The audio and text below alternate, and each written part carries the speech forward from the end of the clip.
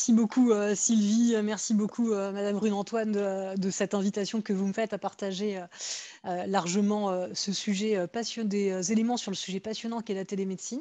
Tu as mis beaucoup d'ambition dans ma présentation, j'espère que je serai à la hauteur de tes attentes Sylvie. Et donc, je ne suis pas sûre de partager avec vous toutes mes casquettes. C'est vrai que donc, la première, c'est hématologue, et puis je m'occupe notamment des projets informatiques à l'Institut Curie. Et donc, c'est vrai que j'étais particulièrement bien placée pour participer et observer comment la télémédecine s'est inscrite dans nos pratiques, déjà de façon antérieure à la crise Covid et de façon plus aiguë, l'expansion de ces des derniers mois. Donc, c'est vrai qu'il y a beaucoup de choses qui sont entendues et beaucoup d'imaginaire autour de la télémédecine. Donc, je suis navrée pour le côté un petit peu scolaire, mais on va repartir déjà sur une première partie qui sera les définitions des éléments. Et en fait, c'est quelque chose qui est très cadré que la télémédecine, qui a été décrite pour la première fois en 2009 dans la loi, décrite dans le droit français, dans la loi sur les territoires et la santé publique. Et il a été distingué en particulier 5 actes de télémédecine. Donc on y reviendra surtout sur 3 plus spécifiquement. Mais donc on distingue dans les différents actes de télémédecine la téléconsultation. Donc c'est une consultation à distance par un professionnel de santé par des moyens informatiques de télécommunication qui permettent de faire la consultation, mais de façon distancielle. La téléexpertise, cette fois-ci, ce n'est pas entre un patient et un professionnel et un patient, mais entre 2 professionnels de santé qui vont pouvoir discuter une prise en charge, discuter des enjeux de la prise en charge d'un patient. Mais donc, on est bien entre 2 professionnels. Et enfin, la télésurveillance qui permet à un professionnel d'interpréter à distance des données médicales recueillies sur le lieu de vie des patients. Et sur ces 3 éléments que nous allons revenir de façon un peu plus approfondie, donc téléconsultation, téléexpertise et télésurveillance, il y en a 2 autres qui sont communément admises, qui sont la téléassistance médicale. Donc, elle vise à permettre à un professionnel d'assister un de ses homologues au cours de la réalisation d'un acte, poser un cathéter ou autre quand il n'est pas nécessairement à côté et qu'il a besoin de conseils. Et enfin, la régulation médicale. Donc là, on est clairement sur l'activité des centres 15, du SAMU, ou comment on régule la prise en charge à distance. Donc, pour autant, cette histoire de télémédecine s'inscrit dans un cadre un peu plus large, qui est celui de la e-santé, qui lui aussi peut bénéficier d'une redéfinition. Donc la e-santé, c'est tout ce qui va toucher à l'utilisation, la santé à travers l'utilisation des nouvelles technologies de l'information et de la communication. Mais donc la e-santé, c'est extrêmement large, c'est évidemment l'interaction patient-soignant avec les nouvelles technologies, mais ça va également toucher le système d'information, la robotique, tout ce qui va être les dossiers patients. Au sein de la e-santé, on distingue la télésanté et plus particulièrement la M-santé. Donc là, on va plutôt être sur des applications mobiles et on voit que la M-santé actuellement s'expand largement dans le monde puisqu'on sait que l'accès au réseau mobile est parfois plus répandu dans certains pays que l'accès à l'électricité ou à l'eau courante. Et au sein de ces M-santé, il peut y avoir les objets connectés, qui sont des objets numériques permettant des automesures. Alors, il y a écrit à visée de bien-être, mais pas nécessairement. On voit qu'il y a des circonstances de télésuivi avec des objets connectés qui permettent des approches tout à fait intéressantes. Et puis, donc, il peut, grâce à ces objets connectés, y avoir des éléments d'automesure, ce qu'on appelle le quantified self en anglais. Il y a des dispositifs médicaux qui sont communicants, et tout cela reposant donc sur l'éthique, les technologies de l'information et de la communication, ou même les NTIC pour les nouvelles technologies de l'information et de la communication. Alors, donc on va reprendre un peu plus spécifiquement quelques sous-types de télémédecine et surtout ceux qui se sont développés ces derniers mois et qui actuellement sont ceux qui sont le plus pertinents dans notre pratique autour de la cancérologie et qui peut, évidemment peuvent faire l'objet de sciences humaines et sociales dans le cadre du colloque de ce jour. Alors, concernant la téléconsultation, vous avez ici le petit logo mis à disposition sur la téléconsultation par le ministère de la Santé. Donc, il s'agit de faire une consultation à distance.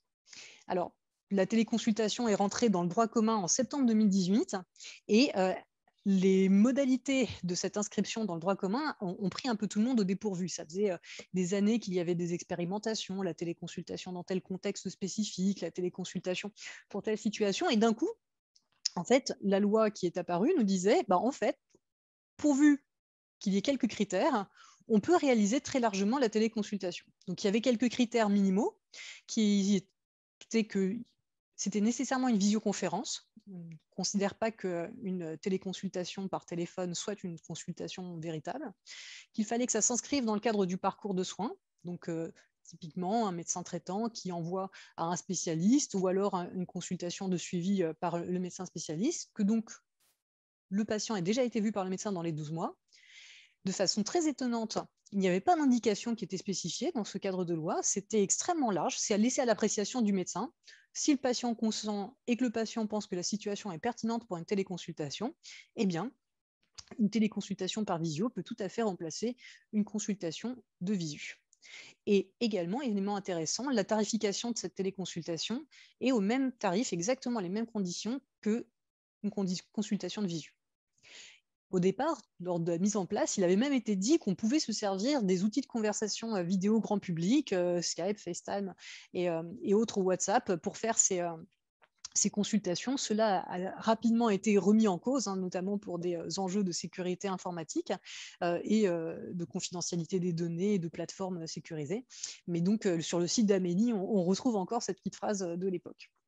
Alors, pourquoi faire des téléconsultations? D'abord, il y a différents types de téléconsultations. Il y a la téléconsultation telle qu'elle a pu être médiatisée avec des cabines dédiées permettant justement des automesures où le patient peut rentrer en contact vidéo avec le patient, avec le médecin, pardon, tout en faisant son auto-auscultation, son auto-mesure tensionnelle, etc. Mais en fait, ces cabines de téléconsultation qu'on trouve dans quelques pharmacies, par exemple, sont assez marginales au vu de la réalité de l'activité de téléconsultation aujourd'hui. Il y a également un autre type de téléconsultation qui est une téléconsultation avec l'aide d'un autre professionnel de santé. Par exemple, il peut y avoir une infirmière au chevet du patient, tandis que le médecin est lui-même à distance. Donc, c'est quelque chose qui a pu être réalisé notamment dans les expérimentations à l'époque auprès des EHPAD, et notamment suivi pour des activités de psychiatrie pour des patients d'EHPAD, avec beaucoup de succès. Mais là encore, on voit que ce n'est pas nécessairement la façon dont se déroule le plus couramment la téléconsultation. La téléconsultation telle qu'elle se déroule, et on y reviendra dans l'immense majorité des cas, c'est un peu tel que nous le sommes aujourd'hui, avec simplement un système de visioconférence, le patient face à sa visioconférence, le médecin face à sa visioconférence et une interaction par le biais de l'audio et de la visio. Alors pourquoi est-ce qu'on aurait envie de faire de la téléconsultation? Ce qu'on voit, c'est qu'il y a des bénéfices pour les uns et les autres. Pour le patient, ça permet de limiter les déplacements non indispensables. C'est notamment vrai pour les patients qui habitent loin, qui ont des difficultés de déplacement, qui ont un état général très précaire, notamment en oncologie, ou qui n'ont pas nécessairement besoin d'un examen clinique. Ils ne sont pas dans la salle d'attente de nos hôpitaux, dont on sait qu'elle n'est pas nécessairement confortable. Ils sont tranquillement chez eux. Ça permet, en particulier, on y reviendra dans la période Covid, ça a permis de garder le lien, un lien privilégié avec les médecins, les soignants, d'assurer la continuité des soins. Et là encore, vous verrez les détails des études réalisées de façon extrêmement intéressante par plusieurs de nos collègues aujourd'hui et demain. Mais ce qu'on voit globalement, c'est une grande satisfaction des patients. De façon un peu anecdotique, donc on a tous été confinés derrière nos masques ces derniers mois. Et en fait, les patients nous disaient régulièrement en téléconsultation qu'ils étaient ravis de pouvoir nous revoir et revoir notamment notre expression non verbale, là, qui passe beaucoup mieux donc sans le masque et donc qui passe bien à travers la visio. Pourquoi est-ce que les professionnels se plient à l'exercice? Ça permet quand même de limiter des créneaux de consultation physique pour des patients qui nécessitent vraiment. Par rapport au téléphone qu'on utilise quand même régulièrement, il y a une meilleure évaluation clinique, notamment sur la communication non verbale. Il y a des médecins, et ça également certains collègues nous pourront nous en parler, qui ont pu téléconsulter eux aussi depuis leur domicile. Et est-ce que l'hôpital se retrouve dans tout ça? Vraisemblablement, à travers la valorisation de certaines activités qui jusque-là étaient non reconnues, telles que des consultations téléphoniques clandestines, ou grâce au développement de certaines activités qu'on avait du mal à valoriser ou à mettre en place, notamment pour la difficulté à faire revenir les patients spécifiquement pour elles, comme la consultation pharmaceutique ou des consultations infirmières qui parfois pouvaient être considérées comme plus difficile à organiser. Donc, l'avantage de cette téléconsultation, c'est une plus grande souplesse dans les organisations, à la fois en termes de lieu et de temps. On peut imaginer également qu'il y a un gain social, le gain économique de ne pas avoir à payer le bon de transport de l'ambulance, et évidemment un gain écologique à notre époque, c'est évidemment un enjeu majeur. Les points qui restent à améliorer, pour autant, c'est une intégration dans les outils avec, excusez-moi du terme un peu technique et barbare, d'interopérabilité. Il ne s'agit pas que le médecin soit un pilote avec des boutons partout et qu'il soit obligé en permanence de piloter 50 écrans et 10 graphiques. Il faudrait que cela puisse s'intégrer de façon la plus fluide possible dans nos organisations. Et il y a évidemment un enjeu de l'accompagnement des patients et on entend de plus en plus parler d'une problématique qui est celle de la fracture numérique. Alors, que dit la littérature? Puisque la littérature est de plus en plus riche concernant la télémédecine, on a vu le nombre de publications exploser. On sait que globalement, entre les consultations par visio et les consultations présentielles, on a un niveau de satisfaction élevé, aussi bien chez les patients que les équipes, qu'il n'y a pas de différence dans l'évaluation de la maladie, qu'il n'y a pas de différence dans la consommation des biens de santé. Ce n'est pas parce qu'on a fait une téléconsultation qu'on va passer à côté d'un problème et que le patient derrière devra aller aux urgences ou être hospitalisé. Il y a un moindre coût lié à la réalisation de celle-ci, mais c'est vrai que les essais souvent ont des petits biais de réalisation. C'est des essais de taille plutôt limitée, avec des populations sélectionnées, plutôt des malades chroniques assez stables et ambulatoires. Maintenant, les publications nous disent également qu'il y a un enjeu organisationnel. On sait à quel point ce changement de pratique peut être disruptif dans les habitudes et les process. Les cliniciens ne sont pas complètement sereins avec cette nouvelle technologie. Il y a l'enjeu technique, tout le monde n'est pas complètement à l'aise avec les technologies informatiques. Il y a un enjeu de qualité. Le médecin peut craindre de passer à côté de certains diagnostics parce que le patient n'est pas physiquement présent. Il y a des inquiétudes sur la confidentialité, la sécurité et des craintes médico-légales. On a pu voir récemment une plainte de famille pour un diagnostic qui n'a pas été réalisé par téléconsultation. Est-ce que celui-ci aurait été réalisé de visu? Peut-être pas, mais en l'occurrence, c'était une téléconsultation et donc il y a actuellement une plainte en cours. C'est la première en France. Alors, il y a également toute une littérature sur la consultation téléphonique qui apparaît plutôt en consultation qu'en remplacement. Quand on compare ces différentes techniques, on voit que il y a des questions sur est-ce que la téléconsultation permet de gagner du temps ou pas. Ça diverge selon les études. Globalement, on sait que le téléphone permet de gagner du temps, la visio vraisemblablement pas. La visio permettrait, par rapport au téléphone, un meilleur diagnostic, moins d'erreurs, une amélioration du processus décisionnel et donc diagnostic. Mais par contre, quand on regarde la mortalité ou la satisfaction des patients, globalement, ils sont contents que ce soit par visio, par téléphone, en présentiel. On sait que nos patients ont une grande indulgence et bienveillance à l'égard de leurs soignants. Donc, en général, ils sont plutôt satisfaits de ce qu'on leur propose.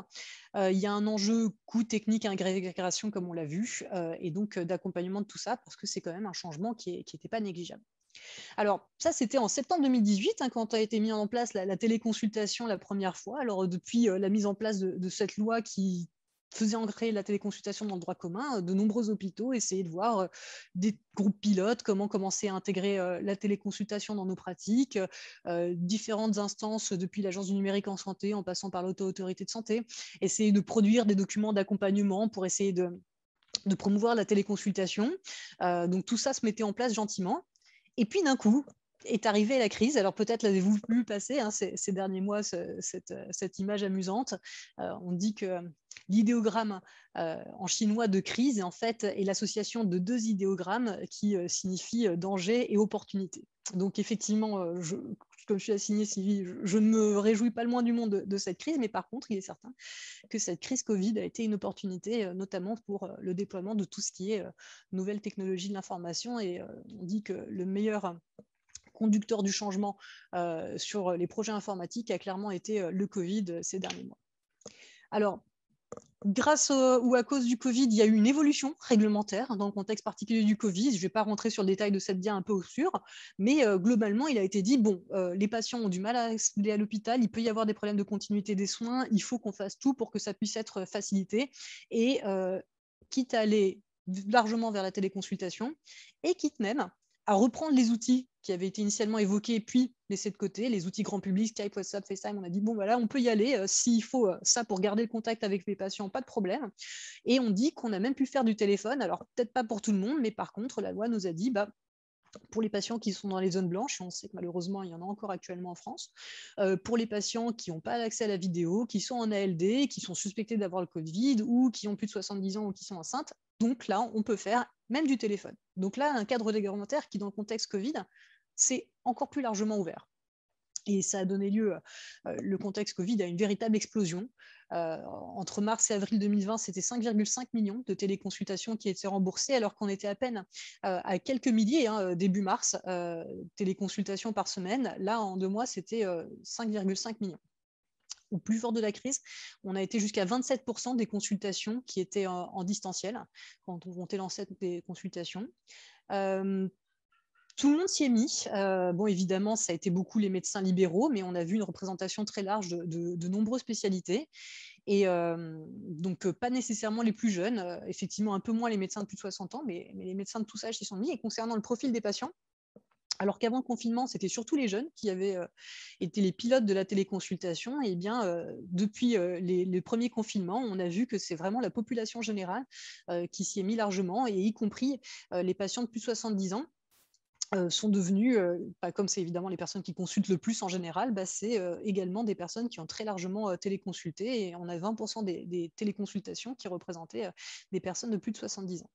Alors, donc il semblerait que cette tendance s'installe, cette petite courbe que vous voyez, donc là c'est le premier confinement dans la partie plus grisée, et ça s'installe dans les pratiques. Donc à chaque confinement, on a vu une petite réascension des téléconsultations.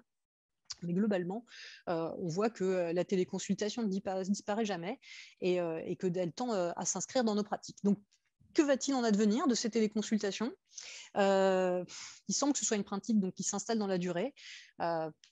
Doctolib, par exemple, qui est un acteur important de cette discipline de la téléconsultation, que tout le monde connaît pour la prise de rendez-vous, mais qui offre aussi un service de téléconsultation, prévoit que ce soit à terme 5 à 10% des consultations qui soient réalisées en téléconsultation. Ce qui a beaucoup aidé également au développement des téléconsultations, c'est que tout le monde s'est mis au numérique. Du coup, les dîners, les anniversaires se fêtaient en Skype. Du coup, les mamies se sont mis au WhatsApp. Donc, l'aisance numérique de la population a largement augmenté, donc évidemment, y compris pour l'accès à la santé via le numérique.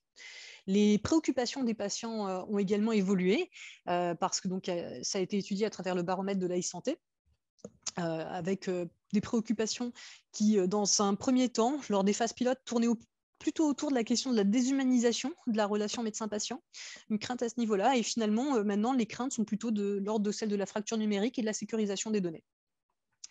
On a pu voir apparaître quelques dérives avec des cabines de téléconsultation dans des supermarchés, et on sait à quel point le Conseil national de l'ordre peut s'émouvoir de ce type de pratique.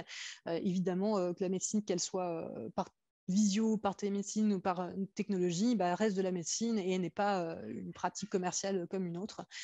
Donc, on ne peut pas l'offrir du coup sans un minimum de contexte.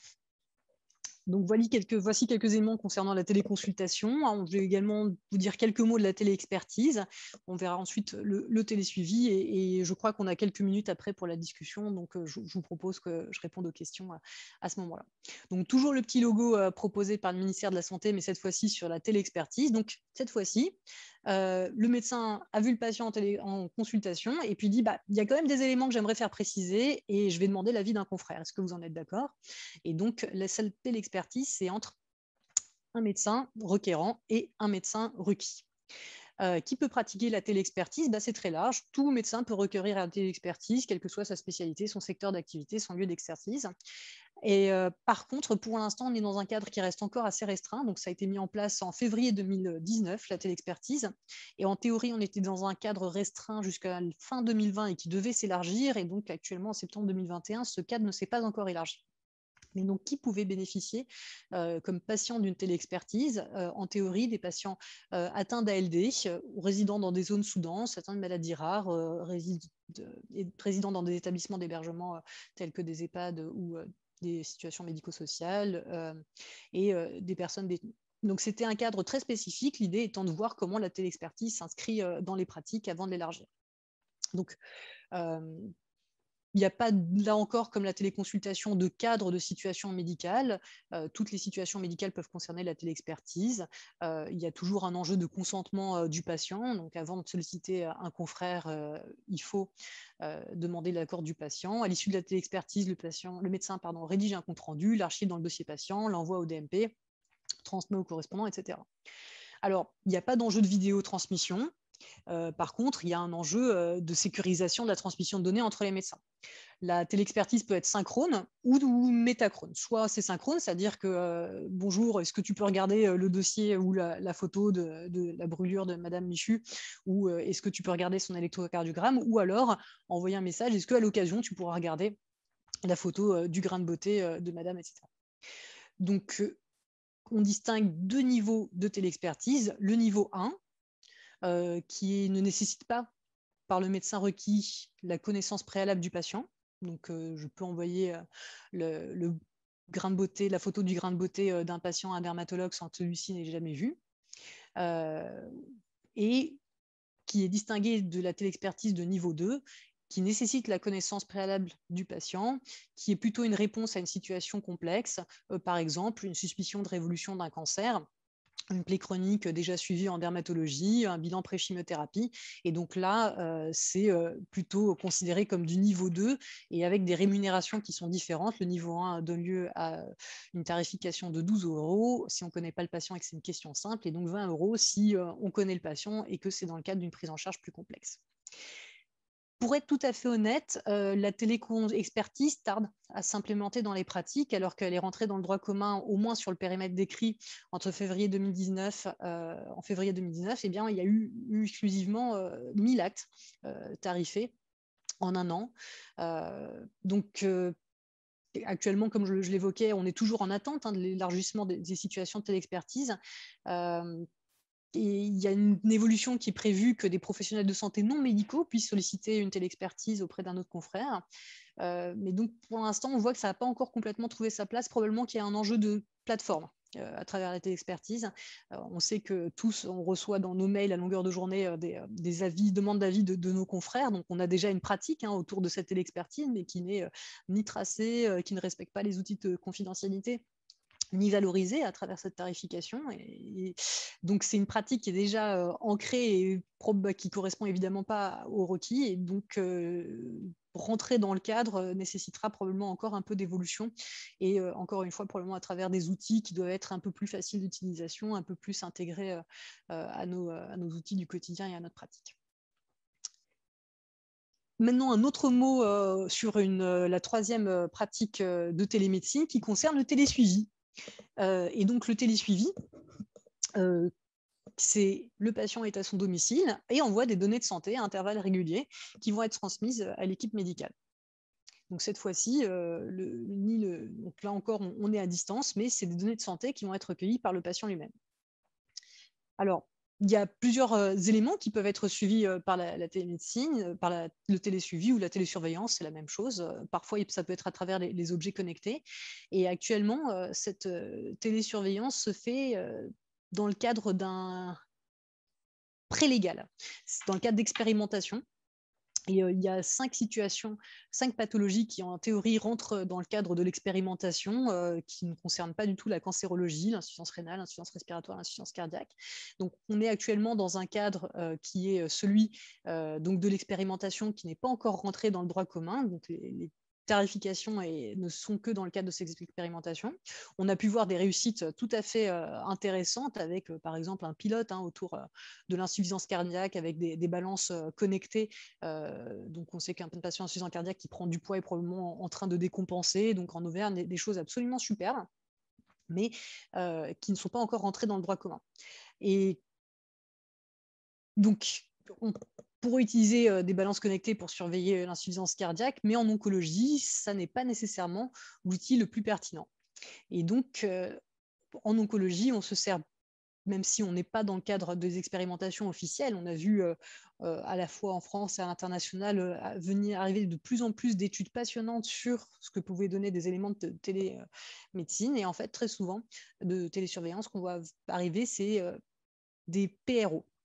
C'est-à-dire qu'on sait que pour prendre la tension, il faut un tensiomètre, pour prendre la température, il faut un thermomètre, pour faire une analyse de sang, du coup, on passera par le laboratoire. Mais comment mesurer l'état de fatigue, la douleur ou bien les nausées?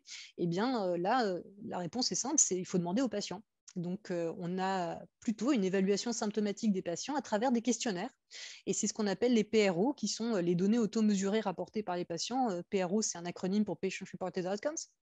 C'est des questionnaires dont un certain nombre sont validés, c'est des questionnaires structurés qui sont en général très fiables et qui permettent de très bien décrire ce qui se passe du côté patient et de faire remonter cette information de façon fiable et structurée. Et donc, on voit de plus en plus dans notre pratique ces PRO qui s'intègrent, et notamment, puisqu'on est sur l'enjeu de la télémédecine, les IPRO. C'est-à-dire qu'on ne va pas juste faire remplir des questionnaires à un patient avec du papier et du crayon. Là, il va remplir sur des outils, des applications, des outils connectés, son ressenti et renseigner tous ces questionnaires. Donc, il a été démontré que ces IPRO avaient des bénéfices nombreux, notamment à travers un soin plus centré sur les personnes, qui permettent donc de mieux prendre en charge les bénéfices sur l'autonomie, la qualité de vie. Du coup, on objective un certain nombre de résultats cliniques. Il a été démontré de nombreux bénéfices en termes de santé publique, de diminution d'hospitalisation, de meilleure gestion des ressources. Donc il y a un enjeu cette fois-ci lié à l'outil numérique et toujours un enjeu organisationnel en interne pour accueillir toutes ces réponses que nous envoient les patients, donc qui sont depuis leur domicile, et évidemment du lien avec la ville pour gérer tout ça. Donc on va voir quelques exemples qui sont particulièrement emblématiques de ces télésuivis, tels qu'Applichimio, MoveCare et Covidom. Donc Applichimio, c'était une initiative de l'Institut Curie avec un financement ARS qui était un enjeu de suivi des patients sous thérapie orale, anticancéreuse orale à leur domicile, avec tout un circuit qui a été mis en place. Donc à l'époque, c'était assez novateur. Je crois que ça remonte à 2013, les premières expérimentations avec Applichimio. Et après, on sait que c'est aussi la difficulté de tous ces outils numériques. On sait que souvent, il y a des phases d'expérimentation qui sont assez réussies, et je pense que Mme Guiraud-Acolas nous en parlera tout à l'heure, mais on sait aussi qu'il peut y avoir des difficultés d'implémentation dans la pratique courante. Et actuellement, ce qu'on rencontre souvent avec ces outils de télémédecine, c'est un enjeu de maturité, un enjeu de croissance, et justement passer de la phase d'expérimentation à l'implémentation dans la pratique. Un autre exemple qui, lui, est en train de s'implémenter dans la pratique quotidienne et qui a beaucoup fait parler de lui, c'est MoveCare. Donc, c'est une application, c'est la première application remboursée comme dispositif médical et qui a pour objectif de détecter précocement les rechutes et les complications des patients atteints de cancer du poumon. Donc, c'est des patients qui remplissent une fois par semaine un questionnaire sur leur poids, est-ce qu'ils toussent, est-ce qu'ils sont essoufflés, est-ce qu'ils ont de la fièvre, comment ils vont, etc. Les informations remontent directement chez l'équipe médicale. Et donc, ça a été donc l'équipe médicale, s'il y a un problème, contacte le patient, on organise la prise en charge. Ça a donné lieu à des études cliniques qui ont été présentées avec une grande envergure dans le congrès américain d'oncologie à l'ASCO en plénière, puisque les résultats ont été au-delà de toute attente, alors que dans le bras où on étudiait l'application, il y avait 2 fois moins de scanners de suivi pour ces patients avec un antécédent de cancer du poumon. Et bien, on démontrait une amélioration de la survie conséquente, puisqu'on avait une amélioration de 26% de la survie et une amélioration globalement de 7 mois de la survie globale. L'idée étant que si on détecte plus tôt la rechute, on peut mieux la traiter et donc les patients vivent mieux et plus longtemps. Donc ça a été assez révolutionnaire et c'est pour ça que c'est devenu la première application remboursée. Et actuellement, on voit nos patients suivis à l'Institut Curie pour un cancer du poumon qui bénéficient de ce suivi. Ce qui a été véritablement une révolution dans le cadre de la télésurveillance, peut-être en avez-vous entendu parler, c'est Covidom de la PHP. Et donc là encore, l'impact Covid a été majeur, puisque Covidom, c'était le suivi des patients chez lesquels on avait diagnostiqué le Covid, mais qui n'avaient pas nécessairement d'enjeu d'hospitalisation. Il vous reste 2 minutes. Parfait, ça va aller vite. Donc pas d'enjeu d'hospitalisation dans un premier temps, alors qu'on sait qu'il peut y avoir une aggravation secondaire. Alors, donc, c'est des patients qui recevaient des questionnaires, qui les remplissaient, et si jamais soit ils ne répondaient pas, soit ils avaient répondu quelque chose de préoccupant, ils étaient contactés par la plateforme. Et donc, cette plateforme Covidom a permis de suivre 1 400 000 patients et certainement de prévenir de nombreuses situations graves avec un très haut niveau de satisfaction, aussi bien des patients que des professionnels. Ça nous a tous beaucoup sécurisés dans cette période trouble. Beaucoup de cas d'usage autour du télésuivi. Compte tenu du temps, je ne m'attarderai pas sur le télésoin, mais qui est le même principe que la téléconsultation, mais avec les autres professions de santé. Et on voit presque toutes les semaines apparaître des nouveaux décrets autour des audioprothésistes, des diététiciens, des psychomotriciens qui peuvent aussi, ou les kinés qui peuvent faire de la kiné à distance. Et le tout s'inscrit dans une politique nationale de promotion très forte de la e-santé. On sent qu'il y a beaucoup d'énergie et d'ambition qui est mise dans le numérique en santé, avec cette maison du numérique en santé avec des éléments socles autour de la sécurisation des données, autour de la sécurisation des échanges, autour avec des éléments que vous verrez tous au fur et à mesure apparaître dans vos pratiques depuis le dossier médical partagé qui tend à s'implémenter de plus en plus, les messageries sécurisées entre professionnels et citoyens. Donc, une forte ambition de la e-santé et Une accélération donc très fortement promue avec par exemple ce site internet de l'Agence du numérique en santé pour ma santé. Je dis oui au numérique, donc on sent, et notamment à travers le Ségur qui a tout un volet numérique, beaucoup d'ambition et d'envie autour de cette télémédecine qui a déjà pu démontrer ses bénéfices. Et je vous remercie et j'espère avoir tenu les temps. Donc évidemment, je suis passé un peu plus vite sur les dernières dias, mais comme je sais qu'elles vous seront mises à disposition, vous pourrez les retrouver et je suis évidemment à votre disposition pour les questions.